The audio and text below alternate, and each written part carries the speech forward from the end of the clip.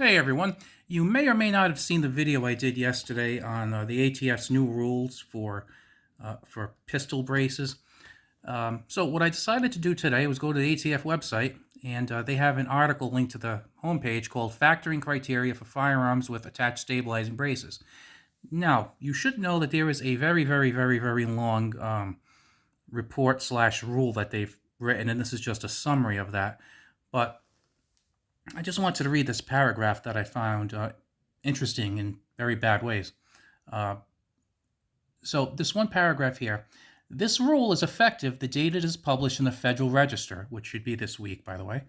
Any weapons with, quote, stabilizing braces or similar attachments that constitute rifles under the NFA must be registered no later than 120 days after the publication in the Federal Register, or the short barrel removed and a 16-inch or longer rifle barrel attached to the firearm, or permanently remove and dispose of or alter the, quote, stabilizing brace such that it cannot be reattached, or the firearm is turned into your local ATF office, or the firearm is destroyed. Whew. Please note that this is the text of the final rule as signed by the Attorney General, but the official version of the final rule will be as it is published in the Federal Register. The rule will go into effect once it is published in the Federal Register. Now, here's what I'm gleaning from this, and I have to go through the whole full thing because this is just like boggling my mind. So we have four options. Option one, give your whole gun to the ATF. I don't know who's going to do that. Maybe somebody will. I don't know. Personally, that's not something I'd consider. I mean, it's not like the whole firearm is in question. It's just one little piece that may have been stuck on aftermarket.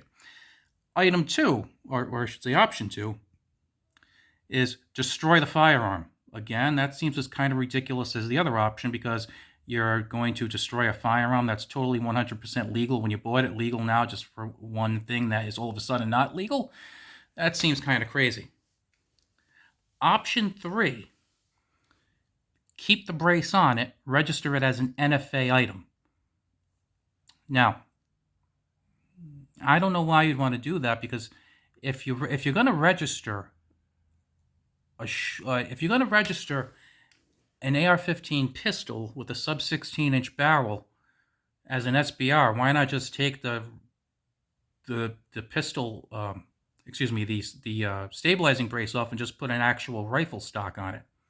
So if you were going to go that route, I think that would make more sense. And then we have option four, which is take the stabilizing brace off. Okay, which I was thinking, okay, that sounds fine to me until they lose in court. Take the stabilizing brace off and all is good and right with the world. But now they're saying take the stabilizing brace off and then destroy the stabilizing brace so that it can't be used. Now keep in mind, the stabilizing braces, from everything I'm seeing, are not illegal. Again, I'm not a lawyer, this is just what I'm reading, but the stabilizing braces are not illegal.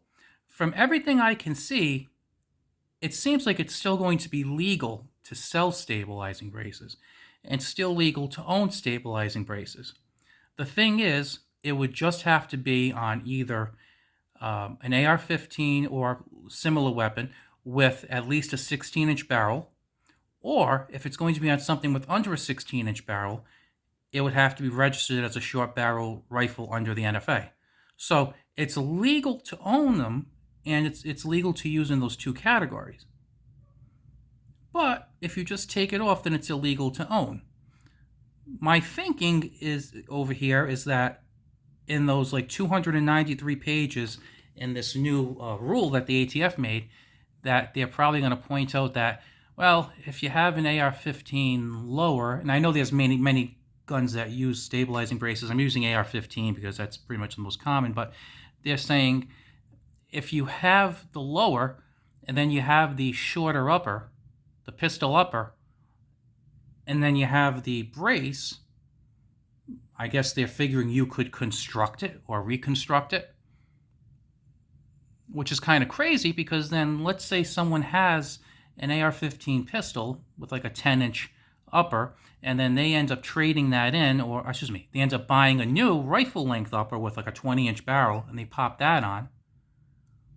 Well, doesn't that mean that they still possess the shorter upper and the stabilizing brace? So if someone was going to do something illegally, and again, I'm not saying they should, but if they were going to move in opposition to this rule, they could then construct it. And I think that's one of the things that they're probably trying to put into the law, that maybe if somebody has, let's say AR-15s. See, this is the scary thing. Let's say you have some AR-15s and they, you have a few of them and they all have 16-inch or longer barrels on them. And then they all have stocks on them and they're all set up like traditional rifles. But, somewhere you might have like a 12-inch pistol upper and a stabilizing brace. Is that going to make you a felon now? Maybe the stabilizing brace, maybe the stabilizing brace isn't on anything at all, just kind of hanging out. And then you have the pistol upper that is either on another lower or just isn't on anything. It's just in a box someplace. And the ATF somehow goes fishing for something else, sees this. Is that yet another charge on you? It's really crazy. It's the slippery slope. It's just horrendous. It is absolutely a horrendous thing. I mean, I consider myself, a pretty intelligent person, and I have a bachelor's and a master's degree. I'm college educated, and it shouldn't be this confusing to figure out how to stay in compliance with a law. Oh, I'm sorry, it's not a law, it's a rule that's made by unelected bureaucrats. I apologize for that error. It's really it's maddening, and I think a lot of you out there feel the same way, that it seems like they spend most of their time trying to figure out ways to either scare or intimidate law-abiding citizens while they're just kind of giving a pass to actual criminals. It's really it's pretty disgusting. My hope is, and I haven't read anything about this, but my hope is that when this goes into the Federal Register, sometime a couple hours later, someone like Gun Owners of America or the Firearms Policy Coalition or somebody files a lawsuit, and there's a stay issued on this whole thing, because it's absolutely ridiculous. I think they probably realize that they have an uphill battle if it's contested, but I think they're probably hoping that they can scare enough people into destroying things who aren't thinking that there could be a court battle. Because from what I can see here, this goes into effect 120 days after it's put into the Federal Register. So hopefully there is some legal action taken to put a stay on this, because it's absolutely disgusting.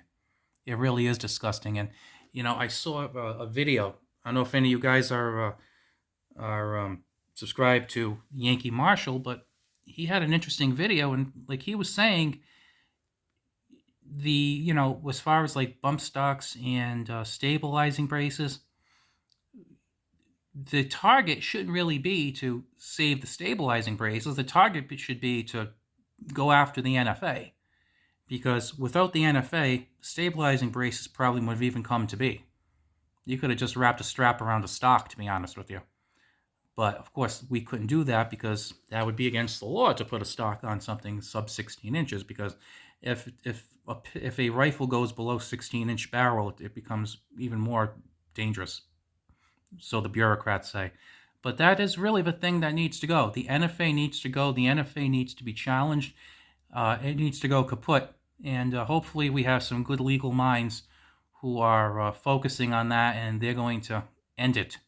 Because that's what we really need to have in this country. We need to have the NFA ruled unconstitutional and taken down. And thankfully for the Bruen decision, I think that we have a chance of that happening at some point in the future. So if you have a chance, check out the atf.gov website.